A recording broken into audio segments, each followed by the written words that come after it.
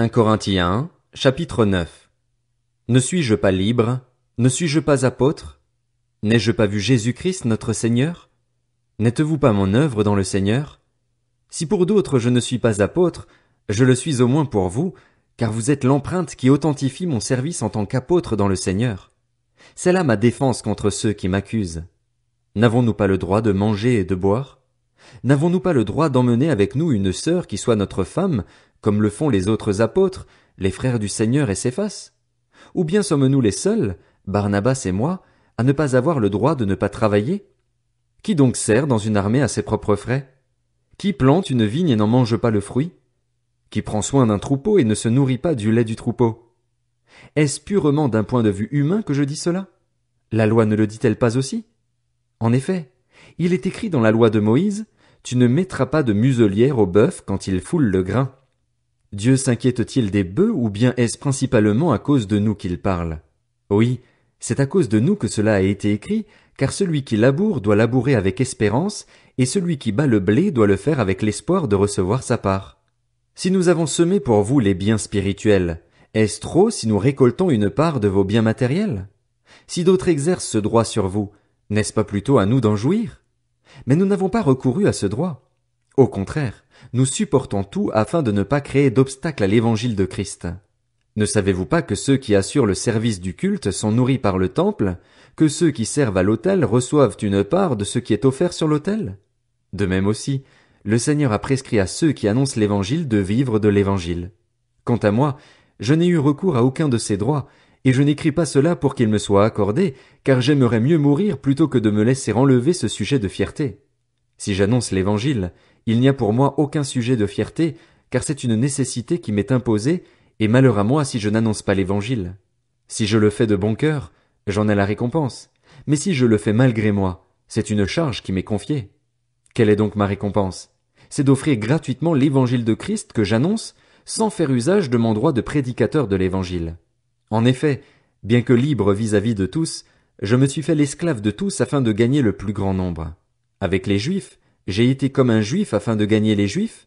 Avec ceux qui sont sous la loi de Moïse, comme si j'étais sous la loi, bien que n'étant pas moi-même sous la loi, afin de gagner ceux qui sont sous la loi. Avec ceux qui sont sans la loi, comme si j'étais sans la loi, bien que je ne sois pas sans la loi de Dieu, puisque je me conforme à la loi de Christ, afin de gagner ceux qui sont sans la loi.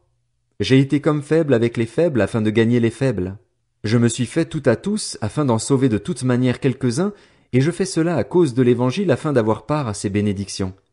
Ne savez-vous pas que les concurrents dans le stade courent tous, mais qu'un seul remporte le prix?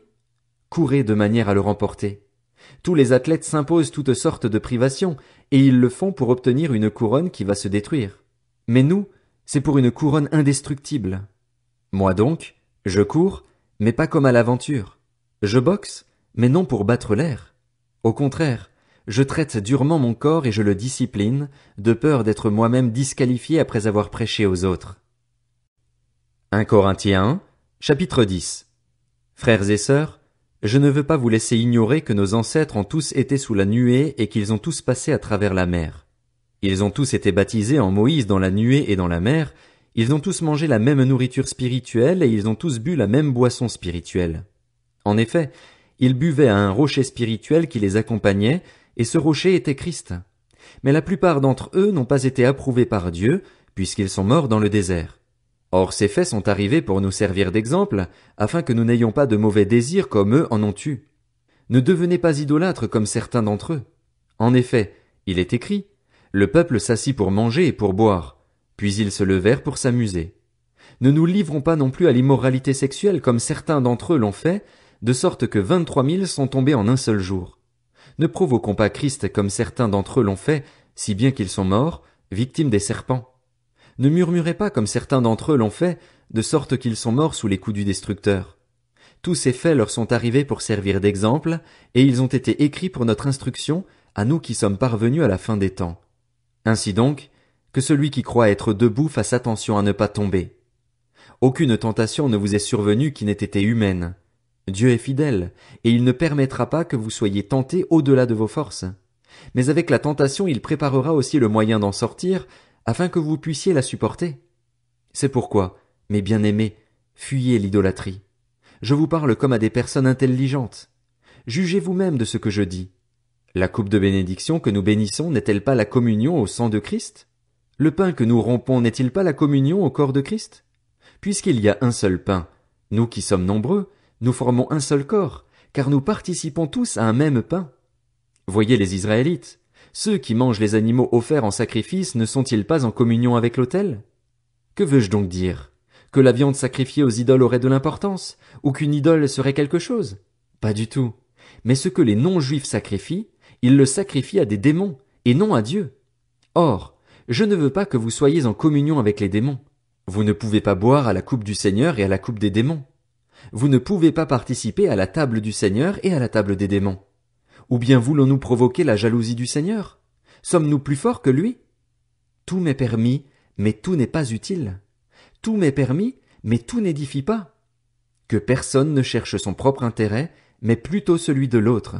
Mangez de tout ce qui se vend au marché sans vous poser de questions par motif de conscience, car la terre avec tout ce qu'elle contient appartient au Seigneur. Si un non-croyant vous invite et que vous acceptiez d'y aller, mangez de tout ce qu'on vous présentera sans vous poser de questions par motif de conscience. Mais si quelqu'un vous dit « c'est de la viande offerte aux idoles », n'en mangez pas à cause de celui qui vous a informé et par motif de conscience. Je parle ici non de votre conscience, mais de celle de l'autre personne. Pourquoi, en effet, ma liberté serait-elle jugée par une conscience étrangère? Si moi, je mange avec reconnaissance, pourquoi devrais-je être blâmé à propos d'un aliment pour lequel je remercie Dieu? Ainsi donc, que vous mangiez, que vous buviez ou quoi que vous fassiez, faites tout pour la gloire de Dieu. Ne soyez une cause de faux pas ni pour les non-juifs, ni pour les juifs, ni pour l'Église de Dieu.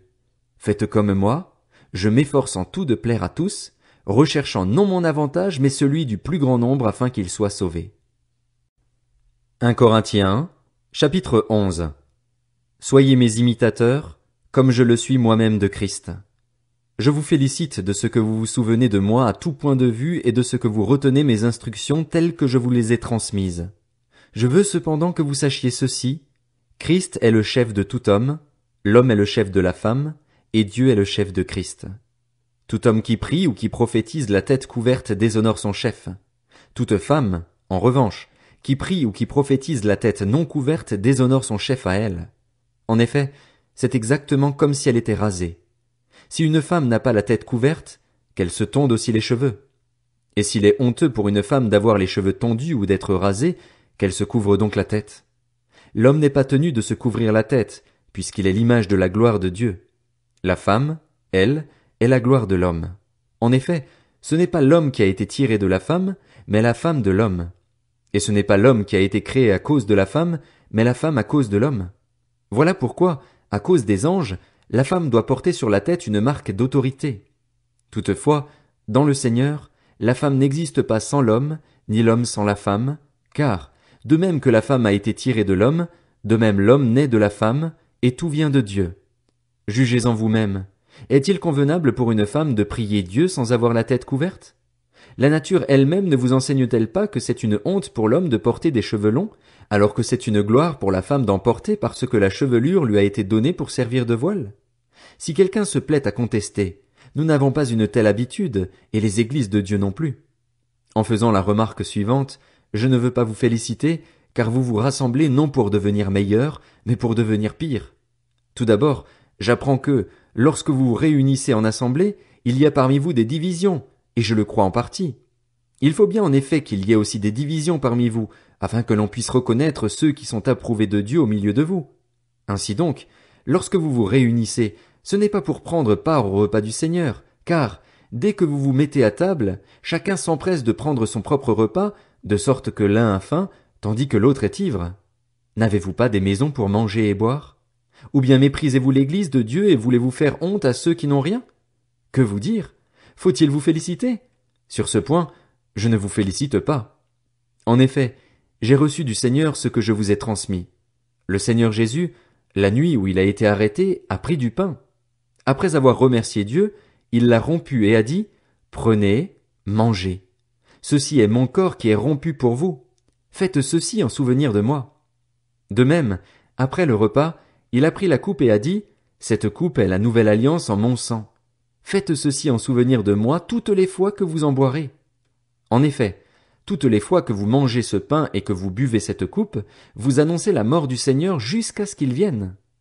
C'est pourquoi, celui qui mange ce pain ou boit la coupe du Seigneur indignement sera coupable envers le corps et le sang du Seigneur. Que chacun donc s'examine lui-même, et qu'ainsi il mange du pain et boive de la coupe, car celui qui mange et boit indignement, sans discerner le corps du Seigneur, mange et boit un jugement contre lui-même. C'est pour cela qu'il y a parmi vous beaucoup d'infirmes et de malades, et que plusieurs sont morts. Si nous nous examinions nous-mêmes, nous ne serions pas jugés. Mais quand nous sommes jugés, c'est le Seigneur qui nous corrige afin que nous ne soyons pas condamnés avec le monde. Ainsi, mes frères et sœurs, lorsque vous vous réunissez pour le repas, attendez-vous les uns les autres. Si quelqu'un a faim, qu'il mange chez lui, afin que vous ne vous réunissiez pas pour attirer un jugement sur vous. Quant aux autres questions, je les réglerai quand je viendrai chez vous.